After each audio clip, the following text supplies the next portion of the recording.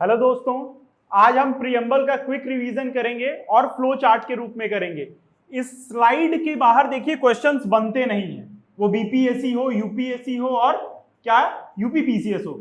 UPSC इससे थोड़ा सा टिपिकलिटी बढ़ाता है, आपसे वो पूछ लेता है कि सॉवरेनिटी का मतलब बता दीजिए, सोशलिज्म का बता दीजिए, सेकुलरिज्म का मतलब बता दीजिए, ये सारी चीजें। लेकिन अगर फैक्चुअल पार्ट पूछना है तो इससे बाहर नहीं आता है। तो आइए रिवाइज करते हैं हम प्रीएम्बल ऑफ द कॉन्स्टिट्यूशन। तो सबसे पहली बात कि हम ये जानते हैं कि सारी चीजें हमने क्या की हैं, बोरो की हैं। तो प्रीएम्बल को हमने कहां से लिया है, यूएसए से लिया है। लेकिन क्वेश्चन एक तरीके से और भी पूछता है कि ये प्रीएम्बल की भाषा हमने, प्रस्तावना की भाषा हमने कहां से ली है, तो वो लिया है हमने ऑस्ट्रेलिया से। कहां से लिया है, ऑस्ट्रेलिया से हमने। उसके बाद प्रीएम्बल की हिस्ट्री पूछता है कि हमने किस चीज से इंस्पायर होकर अपना प्रीएम्बल बनाया।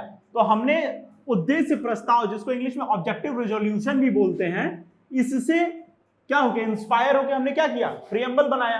तो अब ये ऑब्जेक्टिव रेजोल्यूशन कब पेश हुआ, कहां पेश हुआ, किसने पेश किया और ये कब अडॉप्ट किया गया, ये सारे क्वेश्चंस बनते हैं। तो ऑब्जेक्टिव रेजोल्यूशन जो है ये कॉन्स्टिट्यूएंट असेंबली में पेश हो रहा है। कहां पेश हो रहा है, कॉन्स्टिट्यूएंट असेंबली में। इससे पहले हम आपको कॉन्स्टिट्यूएंट असेंबली पढ़ा चुके हैं। और कॉन्स्टिट्यूएंट असेंबली में पेश हो रहा है तो किस दिन प्रेजेंट किया जा रहा है, 13 दिसंबर 1946 को पेश किया जा रहा है। किसके द्वारा किया जाएगा ये बताइए, बाय जेएल नेहरू। और पास कब होगा, ऑन 22 जैन 1947। अब देखिए क्वेश्चंस आपसे डायरेक्ट तीनों में से कुछ भी पूछ सकता है। पहली चीज वेयर, कॉन्स्टिट्यूएंट असेंबली, संविधान सभा। दूसरी चीज when, 13 December 1946, by whom, by JL Nehru. और पास कब हुआ, तो ऑन 22 जैन 1947। उसके बाद आ जाइए कि हम प्रीएम्बल को क्या कहते हैं, heart and soul of the constitution. जब हिंदी में आता है तो ये सिर्फ संविधान की आत्मा लिखा रहता है, लेकिन ऐसे क्या है, heart and soul of the constitution. यहां पे एक क्वेश्चन और बनता है कि संविधान का heart and soul of constitution क्या है, प्रीएम्बल है। लेकिन डॉक्टर बी.आर. अंबेडकर के अनुसार हार्ट एंड सोल क्या है, वो है आर्टिकल 32। आपको पीडीएफ मिल जाएगा, लिंक में है, वहां देख लीजिएगा, वहां क्लियर है। आर्टिकल 32 किसके लिए है, soul of the constitution, B R. Ambedkar के लिए। जब क्वेश्चन में लिखा रहे बी.आर. अंबेडकर के अनुसार संविधान की आत्मा बताइए, तो आप आर्टिकल 32 पे जाएंगे, कॉन्स्टिट्यूशनल रेमेडीज पे। अगर डायरेक्ट पूछा रहे संविधान की आत्मा, तो आप प्रीएम्बल पे। उसके बाद ये प्रीएम्बल है क्या, तो preamble summary of the constitution ही तो है कि हमारा कॉन्स्टिट्यूशन कैसा है, ये हमको कहां से पता चलता है, प्रीएम्बल से पता चलता है। उसके बाद पॉलिटिकल हॉरोस्कोप, राजनीतिक जन्मपत्री कहा गया प्रीएम्बल को। ये क्वेश्चन इस तरीके से पूछता है कि ये कहा किसने, तो ये कहे थे के.एम. मुंशी ने कहा था। क्या प्रीएम्बल जस्टिसिएबल है, यानी enforceable in court of law है, तो नहीं है, वो वाद योग्य नहीं है। एक क्वेश्चन ये बनता है। दूसरा क्वेश्चन एक ये बनता है कि क्या प्रीएम्बल इंटरप्रिटेशन में काम देता है, तो हाँ, काम देता है। आप वहां से इंटरप्रिटेट करता है सुप्रीम कोर्ट, लेकिन वो वाद योग्य नहीं है। अब आ जाइए, प्रीएम्बल क्या संविधान में, प्रस्तावना में संशोधन किया जा सकता है, हाँ किया जा सकता है। और एक बार संशोधन हुआ ही है, और सिर्फ एक बार, ओनली वंस अमेंड हुआ है। तो और कब हुआ है, 42nd अमेंडमेंट एक्ट 1976 में। और इसके तहत 3 शब्द जोड़े गए। अब ये 3 शब्द या तो एक साथ पूछ लेता है कूट बना के, या अलग अलग पूछ लेता है। तो वो शब्द कौन कौन से, सोशलिज्म, समाजवादी। दूसरा पंथ निरपेक्ष, सेकुलरिज्म। और अखंडता, इंटीग्रिटी, ये तीनों शब्द। अब क्वेश्चन आपको यहां से एक और क्वेश्चन बनेगा कि ये कब चेंज हो रहा है, 42nd ऑफ अमेंडमेंट एक्ट 1976। तो आपसे पूछ ले कि ओरिजिनली प्रस्तावना में क्या था, तो ये तीनों शब्द हटा दीजिए, ओरिजिनली प्रस्तावना में आपको मिल जाएगा क्या था। तो बस आपको ये 3 शब्द ही याद करने हैं। कब हुआ, 42वां संशोधन अधिनियम 1976 को। और क्या चीज, कौन कौन से शब्द जोड़े गए, सोशलिज्म, सेकुलरिज्म और इंटीग्रिटी, ये 3 चीज जोड़ी गई। कोई दिक्कत आ रही है इसमें। और ये सब क्या है, प्रीवियस ईयर्स क्वेश्चन है। इसी तरीके से क्वेश्चंस फॉर्म होते हैं। जो मैं आपको बता रहा हूं वो इस वजह से यहां बता रहा हूं कि आप जब क्लासरूम में जाएं, आप पेपर देने जाए, तो आपको दिक्कत ना हो कि आपसे पूछ दिया ओरिजिनली प्रीएम्बल कैसा एग्जिस्ट करता था। तो आप बस ये तीनों शब्द हटा दीजिए, आ जाएगा। उसके बाद ये किस आइडियल्स पे टिका है, इसके मेन एलिमेंट्स क्या हैं, तो मेन एलिमेंट्स है सॉवरेनिटी, संप्रभुता, उसके बाद सोशलिज्म। देखिए इसके नीचे मैंने क्या किया, अंडरलाइन भी किया और स्टार भी बनाया, इसका मतलब क्या है, इसको जोड़ा गया है, सोशलिज्म। उसके बाद सेकुलरिज्म, पंथ निरपेक्षता, ये भी स्टार। उसके बाद क्या है, डेमोक्रेटिक एंड रिपब्लिक। अब देखिए जैसा मैंने बताया था कि यूपीएससी वन वर्ड में पूछ लेता है, हो सके तो आपसे यूपीएससी के ही प्रीवियस ईयर उठा के करता क्या है, कभी बीपीएससी और कभी यूपीपीसीएस पूछ लेता है। तो अब तक जो पूछ चुका है, सॉवरेनिटी का मतलब क्या होता है कि आप किसी के भी दबाव में नहीं रहेंगे, किसी दूसरी कंट्री के। आप क्या है, आप अपना सुप्रीम पावर है, आपके पास है। समाजवाद का क्या मतलब होता है, समाजवाद का मतलब ये होता है कि जब लोगों का स्टेटस की इक्वालिटी मिले, रिसोर्सेज की इक्वालिटी मिले, वो क्या है, वो समाजवाद है। सेकुलरिज्म का मतलब ये होता है कि स्टेट का कोई अपना धर्म नहीं होगा, स्टेट क्या होगी, न्यूट्रल होगी, उसका कोई अपना धर्म नहीं होगा। उसके बाद आप आ जाइए, डेमोक्रेसी का मतलब सब लोग जानते हैं, लोकतंत्र यानी लोगों का राज, और इसके लिए सबसे फेमस उदाहरण है लिंकन की परिभाषा डेमोक्रेसी की, लोगों के लिए, लोगों के द्वारा और लोगों की सरकार क्या है, लोकतंत्र है। उसके बाद आ जाइए रिपब्लिक। गणराज्य का मतलब होता है कि हेड ऑफ द स्टेट जो होगा वो चुना हुआ होगा, और हमारे यहाँ कौन है, प्रेसिडेंट। और प्रेसिडेंट एक क्या है, इंपॉर्टेंट टॉपिक है इस साल, क्यों, क्योंकि इस साल प्रेसिडेंट का चुनाव हुआ है। अब क्वेश्चन एक ये भी पूछता है कि इसको क्रोनोलॉजी से लगाइए, तो इसकी क्रोनोलॉजी क्या बनेगी, SSDR। अगर ये पूछ ले कि 76 से पहले क्रोनोलॉजी से लगाइए तो SDR, कोई दिक्कत इसमें नहीं आनी चाहिए। उसके बाद आप आ जाइए कि हमको कॉन्स्टिट्यूशन क्या देता है, लिबर्टी देता है। कितने तरीके की लिबर्टी देता है, ये हमको प्रस्तावना, देखिए प्रस्तावना एक्चुअलिटी में क्या है, समरी होने का मतलब ये क्या है कि हमको कॉन्स्टिट्यूशन में क्या क्या मिलेगा, ये चीज प्रस्तावना में लिखी होती है। जैसे किताब की प्रस्तावना होती है तो उसमें यही लिखा होता है ना कि किताब में अंदर क्या क्या है, उसी तरीके से संविधान की प्रस्तावना जो है ये बताता है कि संविधान में अंदर क्या क्या है। तो लिबर्टी हमको क्वेश्चन सीधे पूछता है, कितने type, how many types, 5 types. कौन कौन से, विचार, अभिव्यक्ति, धर्म, विश्वास और उपासना। इंग्लिश में आप आ जाइए, thought, expression, religion, belief and worship की। ये पांचों आपको लिबर्टी मिलेगी।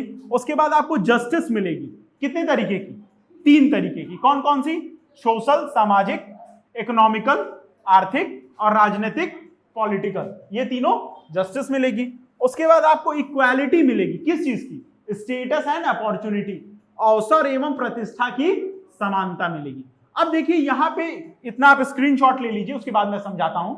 उसके बाद आप ये समझिए यहां पे थोड़ी सी चीज कि पहले ये कहा जाता था कि क्या प्रीएम्बल कॉन्स्टिट्यूशन का पार्ट है, ये क्वेश्चन पूछता है हमेशा, क्या प्रीएम्बल कॉन्स्टिट्यूशन का पार्ट है। तो इसके लिए 2 केस हुए, एक केस हुआ बेरूबारी केस, कौन सा, और बेरूबारी, और एक केस है केशवानंद भारती, केशवानंद भारती। अब देखिए दोनों इंपॉर्टेंट क्यों हैं, दोनों का कभी कभी सन पूछ लेता है क्या। तो ये कब है, 1973 सचिन तेंदुलकर पैदा हुए थे, और ये आप 1960, ठीक। इसमें कहा गया था कि ये प्रीएम्बल का पार्ट नहीं है, क्या कहा गया था, प्रीएम्बल का पार्ट नहीं है, और इसमें कहा गया था कि है। बस इससे ज्यादा आपसे क्वेश्चन नहीं पूछता है प्रीएम्बल से, अगर उसको पूछना हो तो। प्रीएम्बल को पायस पेपर भी कहते हैं, पवित्र भी कहते हैं, और वो कौन कहता है, BR अंबेडकर। इसी के साथ हमारा प्रीएम्बल का पार्ट खत्म होता है। तो अब हम क्विक रिवीजन करेंगे वाइस प्रेसिडेंट और प्रेसिडेंट का, और एक कंपैरिजन फॉर्म में करेंगे, दोनों एक साथ। आपको अलग अलग मैं पढ़ा चुका हूं, तो अब सिर्फ एक साथ आप पढ़िए इस टेबल फॉर्म में। टेबल फॉर्म में सबसे पहले क्वेश्चन ये पूछता है कि वाइस प्रेसिडेंट का आर्टिकल क्या होता है और प्रेसिडेंट का आर्टिकल क्या होता है। 52 प्रेसिडेंट एंड 63 वाइस प्रेसिडेंट। उसके बाद इलेक्टोरल कोलाज के तहत ये चुने जाते हैं। इसका मतलब क्या है कि इन दोनों के इलेक्शन कैसे होते हैं, इनडायरेक्ट होते हैं, आप तो चुनते नहीं हैं, ये होता है ना, इनडायरेक्ट इलेक्शन है। तो इनका इलेक्टोरल कोलाज क्या है, elected and nominated members of parliament, यही है, एमपीज हैं। एमपीज लिखने का ही मतलब है कि आप ऑफ पार्लियामेंट नहीं लिखेंगे तो भी, एमपीज का मतलब क्या होता है, मेंबर ऑफ पार्लियामेंट्स, यही है। और कौन कौन से, इलेक्टेड एंड नॉमिनेटेड। यहां पे क्या है कि आप एक चीज इस वर्ड को याद रखिएगा, निर्वाचित सदस्य। यहां पे दोनों है, निर्वाचित और मनोनीत दोनों। यहां पे सिर्फ और सिर्फ ओनली इलेक्टेड, निर्वाचित सदस्य कौन कौन से? एमपी लोकसभा राज्यसभा, उसके बाद एमएलए सारे स्टेट के, उसके बाद क्या है एमएलए कहां के? 2 यूटीज के, एक दिल्ली और एक पुदुचेरी, और इन दोनों को कब दिया गया? 70th अमेंडमेंट एक्ट 1992 में। अब क्वेश्चन क्या पूछता है? क्या विधान परिषद के सदस्य? कहीं लिखा है? नहीं। सीधी सी बात है। नॉमिनेटेड कहीं बात की गई है? नहीं। आप कंफ्यूज क्यों होते हैं? यहां पे सीधे सीधे है निर्वाचित सदस्य, और निर्वाचन जिनका होता है बस वही लिखिए, आप मनोनीत नहीं, मत कोई जरूरत नहीं है ना। और विधान परिषद तो यहां पूछा ही नहीं है, तो उसका कोई रोल नहीं है। दूसरी बात अब आ जाइए, किस सिस्टम से होता है? प्रोपोर्शनल रिप्रेजेंटेशन, अनुपात के हिसाब से क्या होगा? आपका प्रतिनिधित्व होगा। दूसरा क्या है? Single and transferable vote system अपनाया जाता है। एकल और क्या बोलते हैं उसको? संक्रमणीय प्रणाली से इनका चुनाव होता है। एकल संक्रमणीय प्रणाली हमने एक्सप्लेन किया था कि होता क्या है, क्वेश्चन पूछता नहीं है, अंडरस्टैंडिंग के लिए आपको एक्सप्लेनेटरी वीडियो आप देख लीजिएगा। उसके बाद ये कैसा मतदान होता है? गुप्त मतदान, इन सीक्रेट बैलेट। उसके बाद इनका इलेक्शन का आर्टिकल पूछ लेता है अंडर आर्टिकल 66 और अंडर आर्टिकल 54। इस साल इलेक्शन हुआ है, तो इस साल ये आर्टिकल बहुत ही इंपॉर्टेंट है, ये याद रखिएगा। उसके बाद आप आ जाइए कि क्या क्वालिफिकेशन होनी चाहिए आपको चुनाव लड़ने की। पहला, सिटीजन ऑफ इंडिया हो और आप 35 साल आपकी एज हो, ये दोनों में कॉमन है। चेंज कहां है? आप उपराष्ट्रपति के लिए qualify as a member of Rajya Sabha, Rajya Sabha के सदस्य बनने की आपकी योग्यता होनी चाहिए, और राष्ट्रपति बनने के लिए लोकसभा के सदस्य होने की योग्यता होनी चाहिए। उसके बाद आप आ जाइए कि अभी वाइस प्रेसिडेंट कौन है? That's the current Jagdeep Dhankhar ji हैं। और ये किस नंबरिंग बहुत पूछता है कि किस नंबर के, क्योंकि लोग को पता है कि नाम तो बच्चे को याद हो गया है, तो इनका नंबर है 14, एक कम किससे? प्रेसिडेंट से। और ये पोस्ट भी क्या है? एक तरीके से देखिए प्रेसिडेंट से एक कम, तो प्रेसिडेंट कौन से नंबर की इस समय है? 15th नंबर की। और कौन है? ऑनरेबल द्रौपदी मुर्मू जी हैं। अब इनसे क्वेश्चन 2-3 बढ़ जाएगा, ये कि ये सेकंड विमेन है जो राष्ट्रपति बनेंगी। पहली विमेन कौन थी? प्रतिभा देवी सिंह पाटिल, और उनका नंबर क्या था? उनका नंबर था 12th। ये क्वेश्चन हो सकता है। ये फर्स्ट ट्राइबल हैं, ये हो गया क्वेश्चन। तो इनसे 3 चीजें यहां जुड़ जाएंगी। अब जैसे आप बहुत जगह देखेंगे ये कि कहां की गवर्नर रही, ये सारी चीजें, तो फिर आप अगर इतिहास ही पढ़ने जाएंगे तो फिर इतिहास हो जाएंगे, फिर एग्जाम नहीं क्लियर होगा। उसके बाद जब ये जाते हैं अपना नॉमिनेशन फाइल करने, तो कितने प्रस्तावक, कितने अनुमोदक चाहिए? इनको चाहिए 20 प्रस्तावक, 20 अनुमोदक, और इनको चाहिए 50 प्रस्तावक और 50 अनुमोदक। उसके बाद ये रेजिग्नेशन किसको दे सकते हैं? Vice president resigns to president and president resigns to vice president. That means vice versa का कॉन्सेप्ट यहां पे चलता है। प्रेसिडेंट से कुछ चीजें और आप याद कर लीजिए। यहां पे इनके ओथ का आर्टिकल 60 में क्या है? ओथ है। उसके बाद इनके इंपीचमेंट का आर्टिकल याद कर लीजिए आप 61, और सबसे मोस्ट इंपॉर्टेंट आर्टिकल आप याद करिए 57, री election of the president. Hopefully अगर आपकी किस्मत अच्छी रही तो ये 57 ही आपसे पूछ लेगा इस साल भी। इसी के साथ हमारा ये क्विक रिवीजन कंप्लीट होता है। अब हम देखेंगे नेक्स्ट फंडामेंटल ड्यूटीज में। देखिए इसका फ्लो चार्ट ये है, आप स्क्रीनशॉट ले लीजिए, और इसके बाद इससे बाहर कुछ भी नहीं। आपको बस ये करना होगा कि थोड़ा सा आर्टिकल्स एक बार पढ़ लीजिएगा, इससे ये हो जाए दिमाग में कि क्या क्या चीजें फंडामेंटल ड्यूटीज में दी हुई है। मोस्ट प्रोबेबली क्वेश्चन कैसे फॉर्म होते हैं, यहाँ पे हम क्या कर रहे हैं? क्विक रिवीजन कर रहे हैं, तो उसी हिसाब से करेंगे कि आपको बैकग्राउंड में एक नॉलेज है।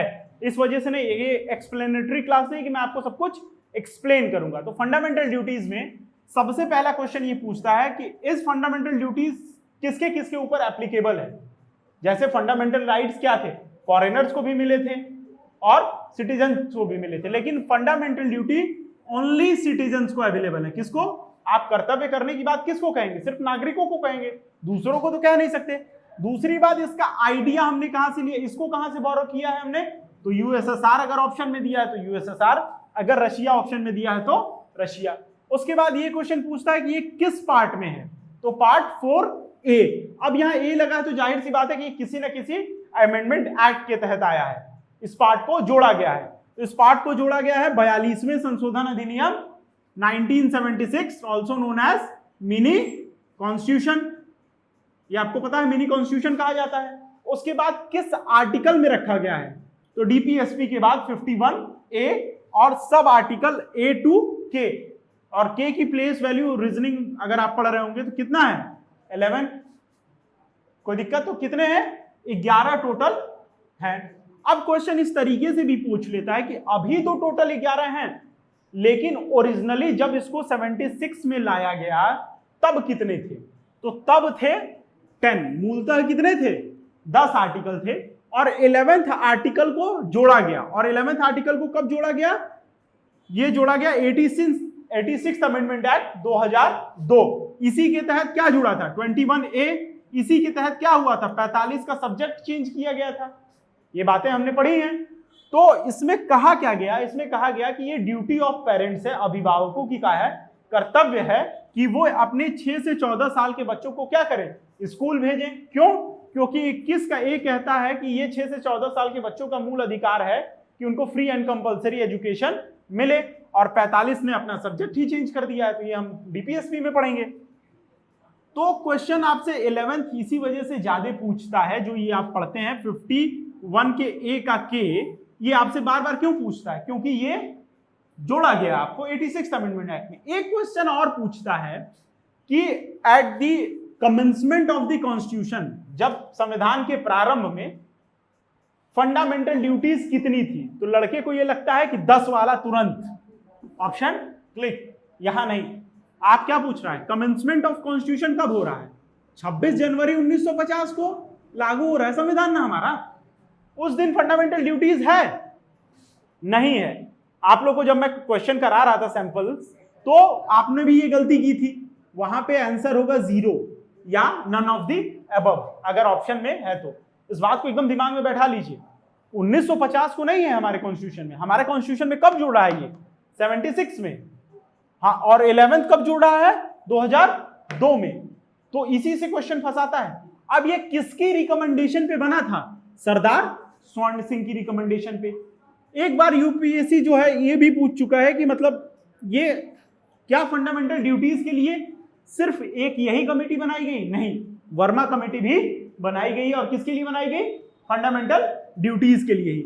और सरदार स्वर्ण सिंह कितने सदस्यीय कमेटी थी, 12 सदस्यीय, 12 मेंबर बॉडी थी। इसके अलावा आपसे कुछ नहीं पूछता है। अब आर्टिकल्स में पूछता है, तो आर्टिकल्स भी आपको पता है नॉर्मल, संविधान का पालन करेंगे, राष्ट्रीय ध्वज का सम्मान करेंगे, राष्ट्रीय आंदोलन के आदर्शों का सम्मान करेंगे, भारत को क्या है सॉवरेनिटी बनाए रखेंगे, इसकी एकता और अखंडता को क्या करेंगे, अपहोल्ड करेंगे, जितनी ऊंचाइयों पे ले जा सके ले जाएंगे, अपना साइंटिफिक टेम्परामेंट बनाए रखेंगे, इंडिविजुअल और कलेक्टिव क्या करेंगे, हम एक्सीलेंस की तरफ बढ़ेंगे।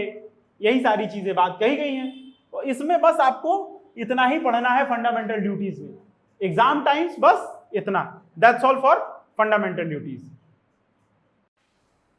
Then let's start with fundamental rights and DPSP, मूल अधिकार और राज्य के नीति निर्देशक तत्व। इन दोनों में क्या अंतर है और ओवरऑल व्यू जो है इस चार्ट में बना हुआ है। तो सबसे पहली चीज, ये किस पार्ट में पड़ता है, पार्ट 3 में, और ये पार्ट 4 में, बिटवीन आर्टिकल्स 12 to 35, और ये आर्टिकल 36 से 51 के बीच में। उसके बाद आप आ जाइए, ये क्या है, निगेटिव ऑब्लिगेशन है, किसके ऊपर, स्टेट के ऊपर, कि क्या कहता है, राज्य भेदभाव नहीं करेगा, राज्य क्या करेगा, आपको अवसर और उसकी समानता देगा। ये सारी चीजें कहां हैं, ये फंडामेंटल राइट्स में है। राइट अगेंस्ट अनटचेबिलिटी, छुआछूत का क्या होगा, खत्म, अंत किया जाएगा। लेकिन यहां पे क्या है, पॉजिटिव ऑब्लिगेशन है, मोरल ऑब्लिगेशन है, नैतिक जिम्मेदारी है।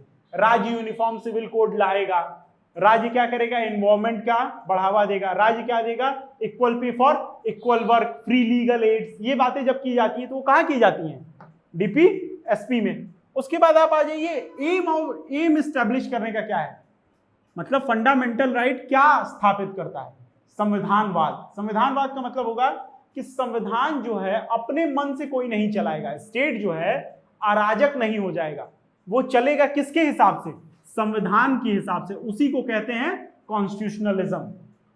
संविधानवाद उसी को कहते हैं जब राज्य संविधान के अनुसार चले, ना कि राज्य के अपने मन से। तो एक संविधान क्या है, एक रूल बुक के हिसाब से आप चलेंगे। जब आप किसी रूल बुक के हिसाब से चलेंगे, और वो रूल बुक कौन सी होगी, कॉन्स्टिट्यूशन होगी, तो आपको क्या स्थापित होगा, कॉन्स्टिट्यूशनलिज्म। ये आप बात समझिए, राज्य किसी भी क्या करेगा, रूल बुक से चलता है। जब मैंने एक्सप्लेनेटरी वीडियो में पढ़ा रहा तो मैंने बताया था कि राज्य में, वाइफ में, मंगेतर में और गर्लफ्रेंड में यही अंतर है, राज्य किसी एक रूल बुक से चलता है, ये किसी भी रूल से नहीं चलते। उसके बाद मैंने क्या बताया था, आर्टिकल 18 में राज्य क्या करता है, उपाधियों का अंत करता है, और ये यहां से तो उपाधियां शुरू होती हैं। बाबू सोना वाली उपाधि कहां से शुरू होती है, यहीं से तो चालू होती है। तो ये आपको एक्सप्लेनेटरी वीडियो में मिल जाएगा। आपको यहां पे सिर्फ क्विक रिवीजन में समझना है कि कॉन्स्टिट्यूशनलिज्म की अगर बात करें तो आप कहां जाएंगे, फंडामेंटल राइट पे टिक करेंगे, और इसका एम क्या है, वेलफेरिक स्टेट। अब देखिए, एक बार का यूपीएससी का क्वेश्चन था, उसने सीधे सीधे पूछा था कि वेलफेरिक स्टेट एस्टेब्लिश करना किसकी जिम्मेदारी है। उसके बाद ऑप्शंस में थे फंडामेंटल राइट, ये काफी ओल्ड क्वेश्चन है, DPSP and so many things are there, काफी सारी चीजें थी, और कूट बना हुआ था जिसमें ये सब था, और एक डीपीएसपी ओनली था।